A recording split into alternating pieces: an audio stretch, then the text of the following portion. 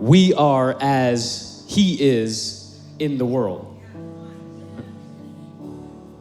We are as he is in the world, which means that song, Holy of Holies, is something that we can declare over ourselves while we're giving praise to Jesus. He is holy, but because we are as he is on the earth,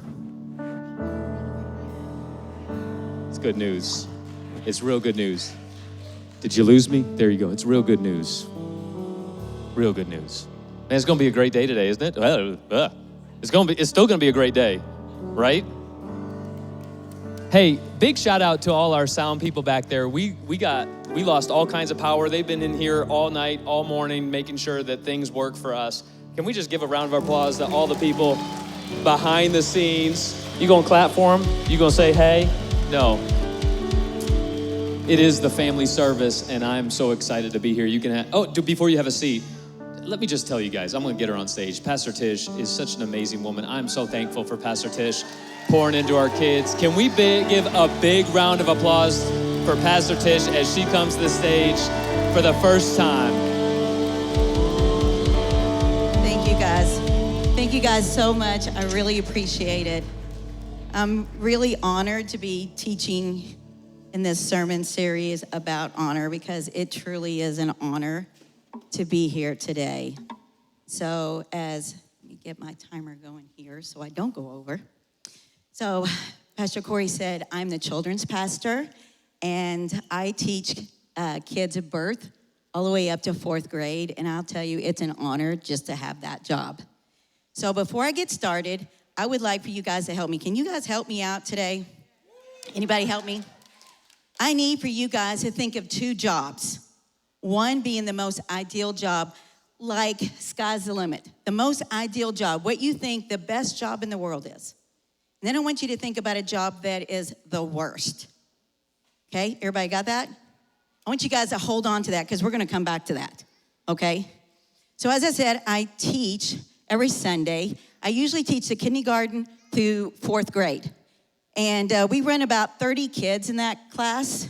And you can say 30 kids, wow, that's a lot. But I'm telling you, parents, they're great. But with 30 kids, we only have one rule. What is that one rule, kids? Where's my kids at? What's that one rule? Just shout it out. What is it?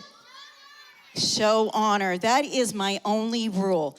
See, I believe that the more rules you have, the harder it is to remember. And if you can't remember them, well, you just can't follow them, right? So one rule, show honor. And maybe that's what the Israelites had a problem with because they had 613. And if that wasn't enough, see, the Pharisees, they would add these little side rules on there, okay? So if 613 wasn't enough, there were some side rules that they had to know too. And one of them was the tax collectors could not be a witness to anyone. So if a tax collector saw something, no matter how good it was, what he saw was deemed unworthy and not trustworthy.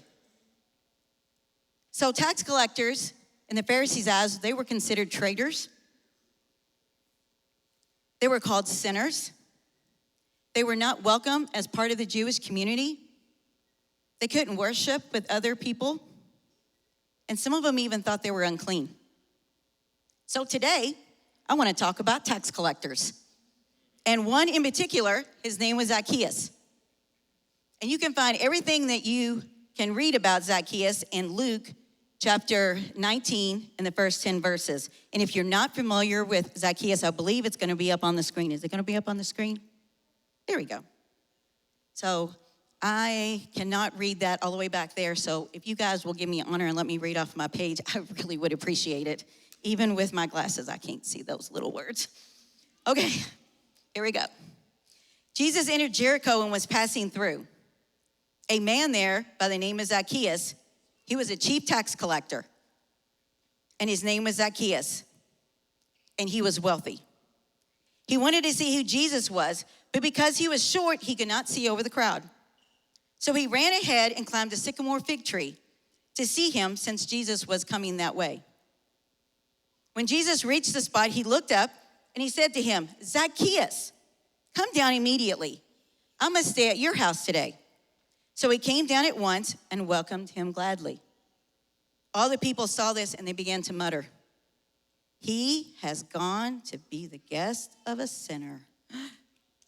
But Zacchaeus stood up and said to the Lord, look, Lord, here and now I give half my possessions to the poor, and if I have cheated anyone out of anything, I will pay them back 4 times the amount.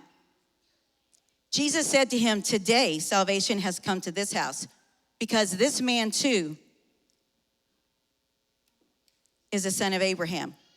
For the Son of Man came to seek and save the lost.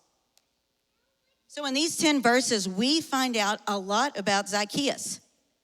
First of all, his name is Zacchaeus. Do we have that up there? Do we have my bullet points? That's okay. Yes.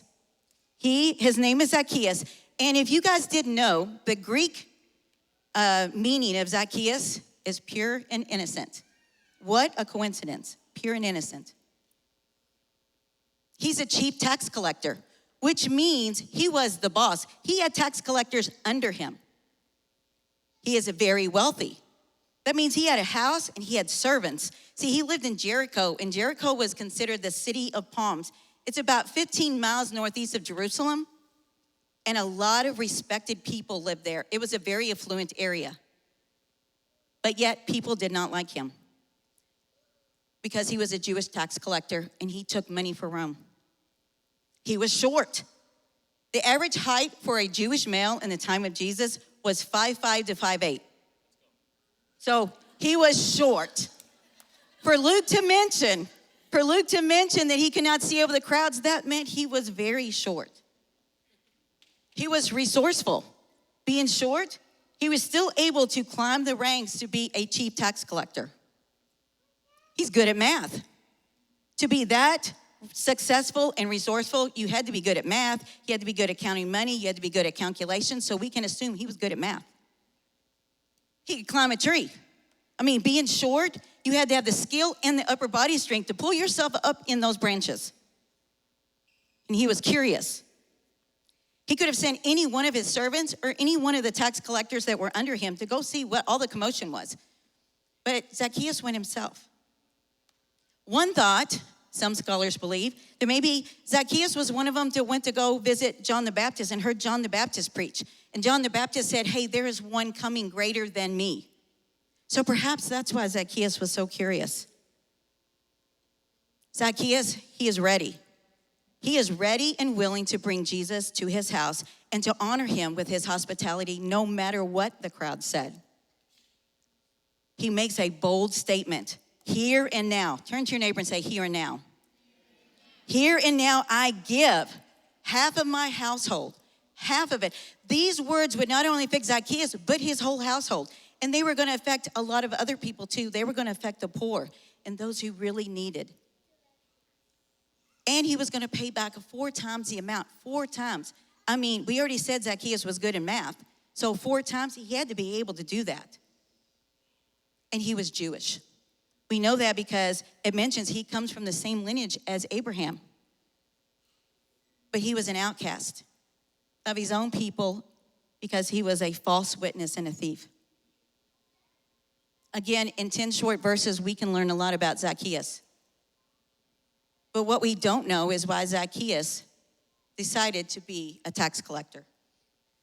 Maybe it was because he was short. I mean, if he was that short, maybe there wasn't a lot of jobs that he could do because of his height. Maybe he was an orphan. Maybe there was no family business to grow up in and to work. Whatever the reason, his job created an atmosphere of exclusion. It was a job with no honor, and it was a job that there was no way he could prove his innocence. Ever hear the word, once a thief, always a thief? I'm sure that's what his fellow people thought. In Luke chapter 15, Jesus is with another group of unnamed tax collectors, and there was also some Pharisees present. So Jesus took this opportunity to tell the group about 3 different parables, 3 stories. The lost sheep, the lost coin, and the parable of the prodigal son. All about value and worth. Speaking of worth, I'm going to need a little help up here today. Where is my helpers? Oh, there they are. Come up here, Henry and Scarlett. So Henry and Scarlett was spending some time with me this week because occasionally they come to work with their dad. Ain't that right? Because you're on fall break, yes. So I think when they were on spring break, I have to give a little disclosure here. This is why I picked them. So they were up here at one point. I'm not sure if it was spring break or another time. And they were in class, and I'm a children's pastor. I like to give things. I like to give gifts. It's just part of me. So I offered them some jelly beans, a lot of jelly beans, maybe. And Pastor Corey got very upset. So I thought I would give them a chance to redeem themselves here.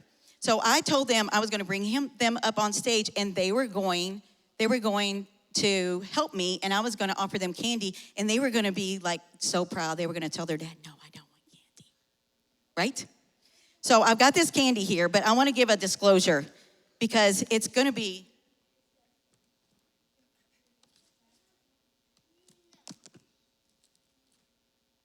so. Let me give you a little backstory on this candy. I have a little Yorkie poo, and I always like to set treats on the coffee table. And she gets them, I chase her around. It's a fun game. So I forgot, and I set this on the edge of the coffee table. I know, it's pretty bad, isn't it? Well, she grabbed them, my little River grabbed them, and she thought it was a game, so we began chasing around the house. And of course, I know candy's not good for dogs, so I'm chasing her around really fast. "No, River, you can't have this," and she's thinking it a game, so she kind of tore it up a little bit, but I managed to save it. I mean, it has a little bit of slobber on it, but that's not the worst part. The worst part is I dropped it this morning. So it's on purpose. You think I did this on purpose? You're giving all my secrets away. Oh, okay. So I told them I would drop it on purpose, so it would be even easier for them to deny the candy, so they can make their dad proud. But I also have something else up here for you. Okay, but wow, it's really dirty. But full disclosure here, what I have for you, I also dropped. I dropped it because it was with the candy, and I dropped it too.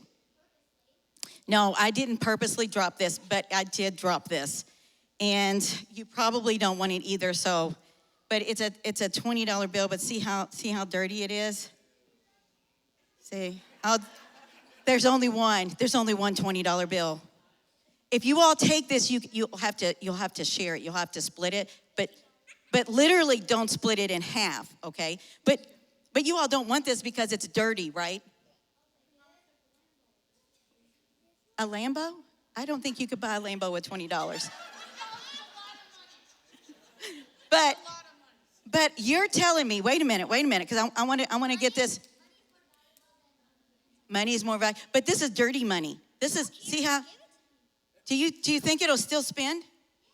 You think it'll still spin? Do you guys think it'll still spin? As dirty as it is, it'll still spin? Okay, so literally don't split it in half. Let your parents help you split that, okay? Okay, and you might want to wash your hands afterwards. Let's give them a hand. Can we give them a hand?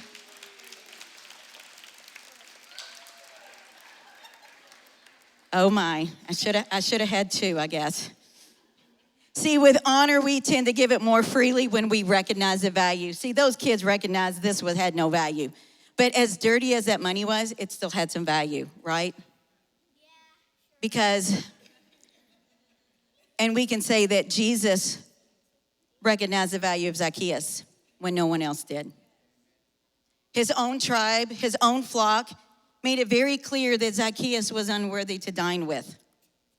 He was a sinner, and all those who dined with him would be considered unclean, kind of just like that money. No honor could come from that scenario. I can imagine that these people actually gasped in horror when they heard Jesus say the name Zacchaeus. Because probably everybody in that crowd had their own story, personal story of Zacchaeus or one of his tax collectors. And interesting enough, the Bible doesn't say that Zacchaeus dropped everything and followed Jesus like Matthew did. There's a good chance that he continued to be a tax collector. And if that is the case, Could they and would they honor Zacchaeus now after such a bold statement? Could they honor him if he continued to be a tax collector? Would they honor him and believe him at his own word? Would they include him, dine with him, and worship with him? See, honoring is easier said than done, especially if people have cheated us, wronged us, or caused us hardship. But what if you had a job, and no matter how innocent or generous you were, people still judged you for what you do? Remember, I asked you guys to come up with 2 jobs, one being the most ideal and the one being the worst. How did you come up with the most ideal job? Was it the amount of money that you could make? Was it how much fun it was going to be? Was it the hours, the travel, the location? Now, how did you come up with the worst job? Was it the lack of money that it pays? The lack of education that it needed? The long hours it took? The lack of respect it carries? Is it because you wouldn't do it? Is it a questionable profession? Or do you have a problem with it because of your beliefs? See, it all starts with how we perceive and view people. Although jobs are not our identity, some people act like they are. Can we forget to show honor to those that we think made a bad career or life choice? Can we not show honor when we don't think that they studied hard enough? Can we not show honor when we look at their family, go, well, they just didn't get a lot of job opportunities, so that's just their life? Can we forget to show honor to those people? I see and hear about it all the time, especially in social media, especially now it's election year. All those reels and TikToks where there are people publicly sharing their opinions about people. People that work in that place over there, or work in that place down the street, or they work for this person, or they work for that person. They make statements like, how could they do that for a living? Where are their morals? I bet they're not even Christian. They make statements like, I could never do that. Any of this sound familiar? People publicly complaining, just like those around Zacchaeus. We can do better. I can do better. You guys can do better. We can all do better. We can honor someone with their true identity no matter what they do for a living. Because everyone here is a child of God. Honoring each other should be the case for everyone, everywhere, no matter what they look like and no matter where they work. Let me say that again. Honoring each other should be the case for everyone, everywhere. I tell my kids in class that when people call you names, it's not because they believe what they're saying. That's not the reason. They call you names and dishonor you because they don't know who they are. And if they knew who they are, they would know who you are. And you're both children of God. So every Sunday, I make sure the kids know who they are. So we have this little statement that we say every Sunday. And if you're okay with it, I'd like to read it to you. It says, I know who I am. I am loved, accepted, and worthy. I am powerful, smart, and unique. God knows my name, and he calls me his child. I hope when you leave here that you know that you are loved no matter what job that you do, and that you have value no matter what career choice that you have picked. Just like the parables Jesus told the tax collectors, everyone has value, even those who are lost in the identity of their job or the choices that they make. And I want to leave you with one last thought. Actually, it's a challenge. I challenge you to look for those who are lost in plain sight. Those who are struggling with their worth, have a bad day, or just need our help. Honor them by seeing them with no judgment. Honor them by listening to them, and honor them by putting value on them. Do what Jesus did. Let them know that you see them and they are worth your time. Perhaps that day in Jericho, Jesus found the lost sheep in a sycamore tree, and he called him by name. He called him Zacchaeus. Thank you guys so much. I appreciate it.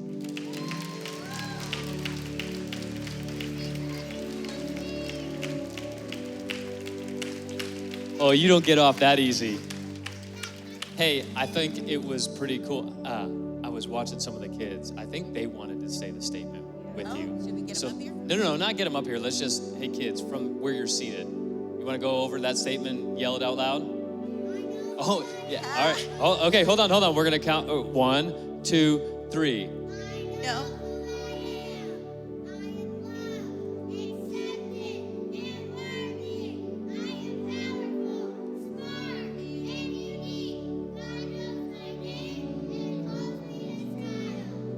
That's amazing, isn't it? Hey, let's give it up one more time for Pastor Tish. That was amazing. Thank you for investing in our kids. We love you so much. Hey, it is Stay and Play Church, so we're going to dismiss here. Encourage you, drink some coffee, have some pizza. Even if you don't have kids, go meet somebody you haven't met before, haven't seen before. We are better connected. Hey, church, you're loved, and there's absolutely nothing you can do about it. We'll see you next week.